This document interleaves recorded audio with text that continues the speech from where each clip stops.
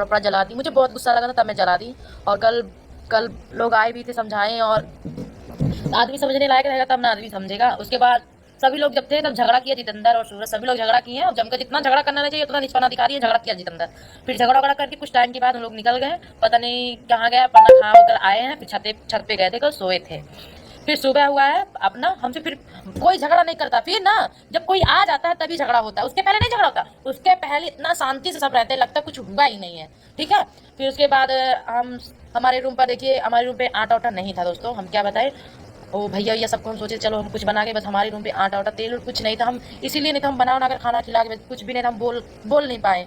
क्योंकि दोस्तों मैं इतनी मुसीबत में चल रही हूँ कि मैं आटा चावल राशन भरा सकूँ, इतना अभी मेरे पास वो नहीं, आटा चावल कुछ भी नहीं रूम पर है, तेल वोल कुछ नहीं। तो हम कैसे रोके, भैया रुक जाइए खाना बना के। हम भैया को रोके भी नहीं, हमको लगा कि चले जाएंगे अन्नू के रूम पे खा लेंगे सब लोग। उसके बाद दोस्तों सब लोग झगड़ा करके शांति से चले गए हैं, फिर छत पे आए सब सोए हैं।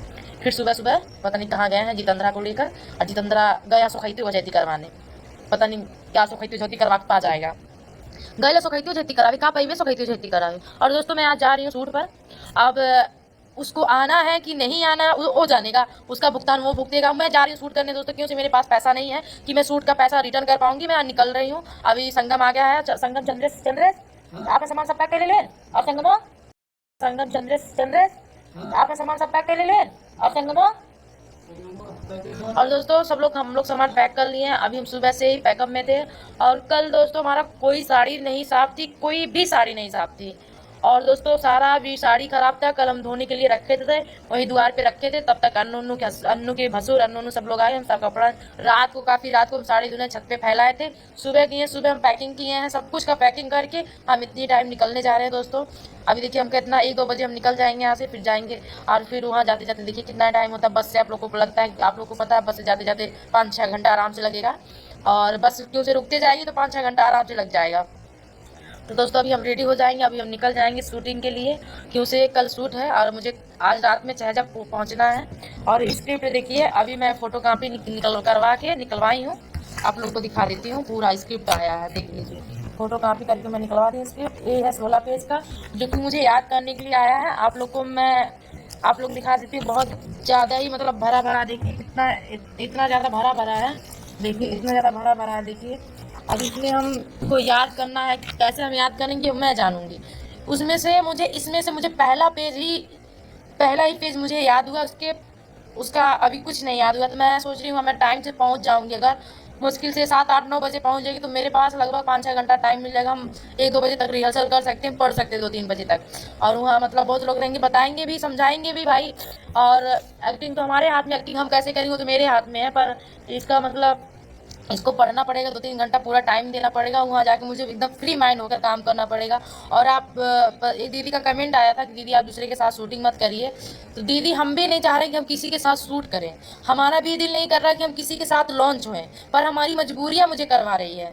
जब वो आदमी नहीं सोच रहा है, वो आदमी को नहीं समझ में आ रहा है कि प्रीति मेरे साथ ही शूट करेगी, पर वो आदमी नहीं सोच रहा है। बताइए, उस आदमी को सोचना चाहिए। मैं भी नहीं चाह रही हूँ दीदी कि मैं दूसरे के साथ लॉन्च हूँ और दूसरे के साथ शूटिंग करूँ, नहीं चाह रही मैं दूसरे के साथ शूट करूँ, दूसरे के साथ लॉन्च हो, पर मुझे मजबूर होकर काम करना पड़ रहा है। तो इस मजबूरी में इस पहला मान के चलिए, इस हमारे हाल बताइए, जब आदमी पैसा ले लेता है तो उसको काम करके देना पड़ता है, चाहे जो हो जाए।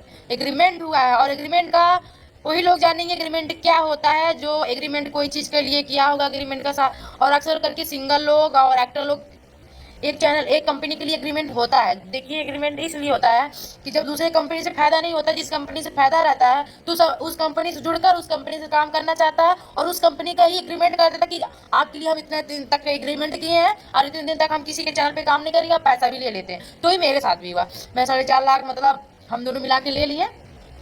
कि उसे हम बोले, हम लोग सोचे कि चलिए पैसा ले लेते हैं, और पैसा ले लेंगे, उसको हम रखे रहेंगे, अगर नहीं शूट होगा तब। पर हम लोग कुछ काम के लिए पैसा लेते, उस काम के लिए हम नहीं करने दिए, उस काम को हम पैसा रखवा दिए। और पैसा रखे थे, उसमें से उड़ाया है क्या क्या, तो मेरे ना समझ में है, बिल्कुल नहीं समझ में है कि उड़ा रहा है क्या कर, मुझे नहीं पता है।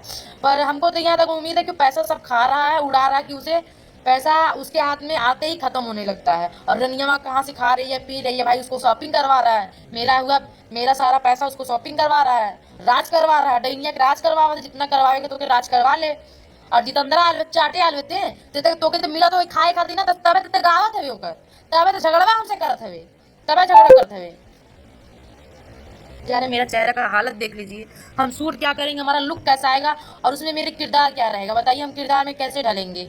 आप लोग को पता है ना, जब कोई सीरीज होता है, कोई कुछ भी रहता है तो उसमें मेकअप ज़्यादा नहीं होता है। अगर गाना रहता है, एल्बम रहता है तो उसमें मेकअप चल जाता है, पर सीरीज में नेचुरल मेकअप दिखाना पड़ता है, उसमें हल्का मेकअप होता है। तो जितना भी ये दाग धब्बे हैं, ये सब दाने वाने जल्दी छुपेंगे नहीं, तो नेचुरल ब्यूटी चाहिए। पर हमारा इतने समय इतना अभी कैमरे के सामने बहुत सुंदर दिख रहा चेहरा, पर इतना सुंदर है नहीं। रियलिटी में आप लोग देखेंगे तो ऐसा मेरा एकदम पूरा रूखा रूखा हो गया, पूरा ये सब रूसी रूसी हो गया, पूरा मेरा चेहरा खराब दिख रहा है। फोन में पता नहीं क्यों इतना स्मूथ दिखा रहा, पर रियलिटी में इतना स्मूथ नहीं मेरा चेहरा विधि है। तो मैं क्या करूँ क्या नहीं, मुझे कुछ नहीं समझ आ रहा। हमको लगता है हमको थ्रेडिंग अभी मैं कर लेती हूँ, क्योंकि मैं एमपी शूट के लिए निकल रही हूँ। और जिनको जो समझ में आए, जिनको जो करना है करो, मैं तो जा रही हूँ शूट पर। और उसका भुगतान अब सूरज करेगा, वो करेगा। चाबी दोस्तों रात को मैं सो गई थी ना, तो चाबी और पर्स में से निकाल लिया। चाबी मैं कल पर्स में यहाँ से काउंटर से निकाल के पर्स में रख दी थी, तो रात को चाबी पता नहीं कब निकाले, चाबी वहाँ नहीं दिख रहा है। अगर चाबी लेके राज करने नहीं न गए, चाबी के लिए आके झगड़ा कर रहे, चाबी ले लिए, पता करे। कल दोस्तों झगड़ा कर रहा था जीतुआ ना, था हम कंट्रोल में से वो खिड़की के पास, हम जब ये पर्स हम रखी, हमको ध्यान नहीं की, वो देख रहा जितेंद्र। और उसी झगड़े में हम पर्स में रखे, सभी लोग देखे पर्स में चाबी लोग रहे, और वो भी जंगली का रास्ता देख लिया। आप मुझे ध्यान नहीं आया कि वहां से मैं हटा के चाबी कहीं रख दूं, चाबी निकाल लिया है। तूने चाबी हमें दुनियादारी सुनाई, मतलब है दुनियादारी। सूरज तुम की मत करो मेरे सामने, ठीक है। तुम्हारी रनिया तुम्हारे काम नहीं आएगी, आज नहीं कल तो लात मार के जाएगी, तब प्रीति नहीं संभालेंगी। तुमको तो नहीं पता है कि कितना दुनिया मजा लेता है। अगर एक नोखा मिल जाता है ना तो इतना बड़ा बनाता है। तो तुम अभी भी समय है, सुधर जाओ, अच्छे से रहो, ठीक है। एक गलती की वजह से ना इतना बड़ा तीर बना दिया जाएगा, तो अच्छे से रहो। समाज को बोलने के लिए मौका मत दो, ठीक है। बोलने का मौका दो, अच्छे से रह के काम। हमारी पब्लिक भी नहीं चाहती है कि हम और लोग के साथ किसी के साथ काम करें, ठीक है। पर तुम नहीं चाह रहे हो ना कि मेरे साथ नहीं काम कर, पर हमारी पब्लिक नहीं चाह रही कि हमारी और तुम्हारी जोड़ी बिखरे। पर तुम चाहते तो ऐसे हो सकता है कि हमारी जोड़ी, हम तुम्हारी जोड़ी नहीं बिगड़ रही, तुम नहीं चाह रहे कि हमारी जोड़ी चले, ठीक है। पर पब्लिक हमारी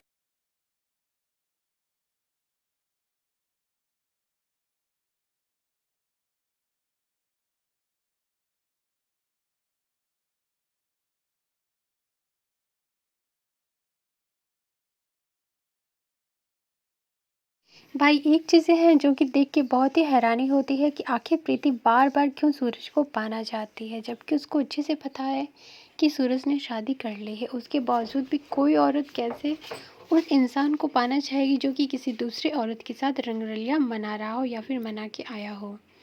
यही सारी चीज़ें हैं जो कि ऑडियंस को हैरान और परेशान करती हैं और यकीन नहीं कर पाती ऑडियंस, क्योंकि ऑडियंस को ऐसा लगता है कि सूरज और प्रीति नाटक कर रहे हैं, क्योंकि भाई ये सारी चीज़ें जो प्रीति अपने मुंह से कहती है वो एक ड्रामा ही लगता है।